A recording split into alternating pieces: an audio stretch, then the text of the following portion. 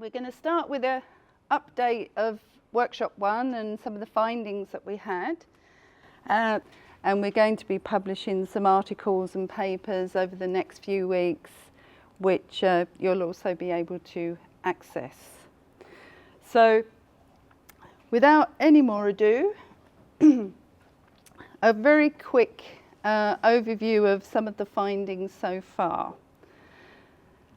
So, if we look at this slide, we can see with the image on the right-hand side that we've sort of made a quadrant from low intervention. If you look in the centre of the circle, it starts with low intervention, consolidation, disposal, corrective maintenance, through low to medium, medium to high, and then high, which is sort of redevelopment, removal, demolition, and so on. So there's a number of different stages from minor works to major works. So, and a number of words and terms: repositioning, retrofitting, meanwhile use, unofficial use. So it's trying to capture all those different terms that we might be using in different parts of our industries.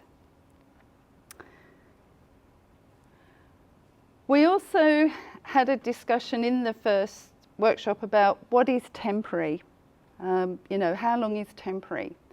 And at the last workshop, the consensus was that it was a year to less than a year. And to set that in context, the duration of lease terms had come down to 2 to 3 years was the standard lease term being negotiated this time last year.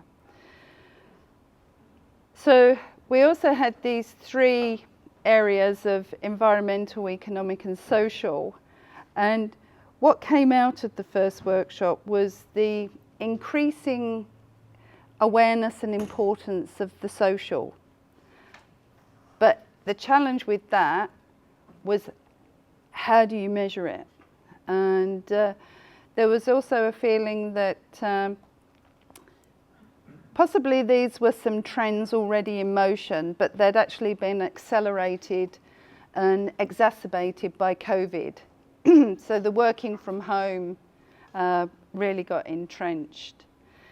And the need to keep pace is vibrant, that social vibrancy that is at the heart of our cities.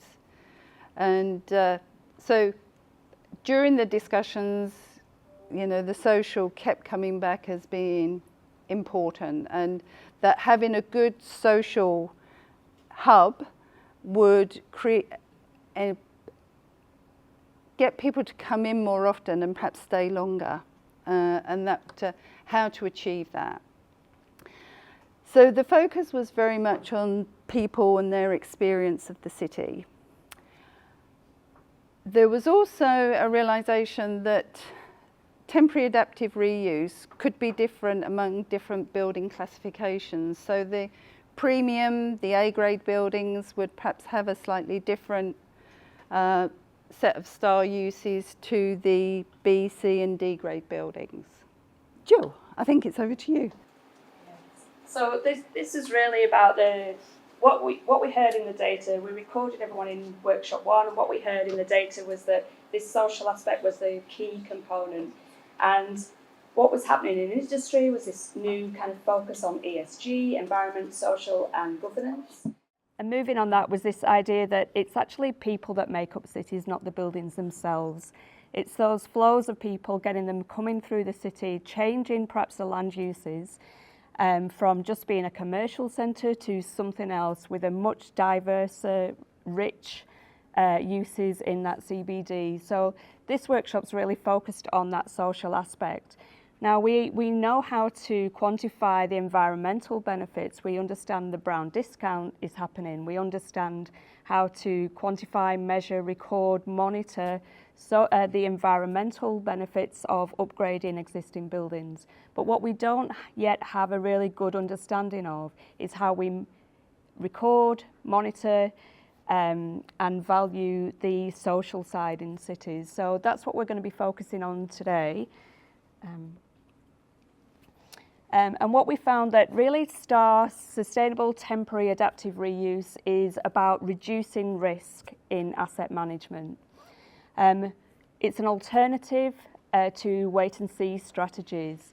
And that's why we focused on the social today, to try and help people reduce down risk, particularly where we've got this huge moment of change and uncertainty happening. And what we're trying to do is to normalise STAR through these workshops and through the resources that we're going to be producing, and frame STAR up as an additional income. Rather than look at the highest and best use and valuing that when you're looking at options for asset management, we're actually looking at STAR because it's temporary as additional income compared to wait and see strategies. It can contribute to operational overheads, etc.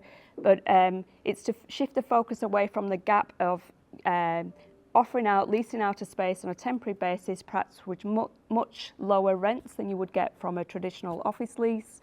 Rather than focusing on the gap, we're actually saying that this is STAR as an opportunity for additional income as opposed to the wait and see strategy, which is zero income. And it's around transitioning spaces in existing buildings. So while there's a lot of talk around reusing space around in urban design, the spaces between buildings, STAR is actually focused on the buildings, the entranceways, the spaces right at the top that no one gets to see, the rooftop even, the spaces that's connected to that asset. So it's kind of within the boundaries of the site. And we see that STAR, coming back from the workshop, from the data that we collected, the conversations that we had, we see STAR being really important to understand what is a compatible use. To keep STAR, it's only 1 year, so to keep the costs of doing a STAR project, temporary adaptive reuse, low, then we need to be really mindful of what is a compatible use. And by that we mean compatible is a low-cost solution. There's not a high intervention. It might be something that doesn't have a huge trigger for NCC, which is the focus of the next part of STAR.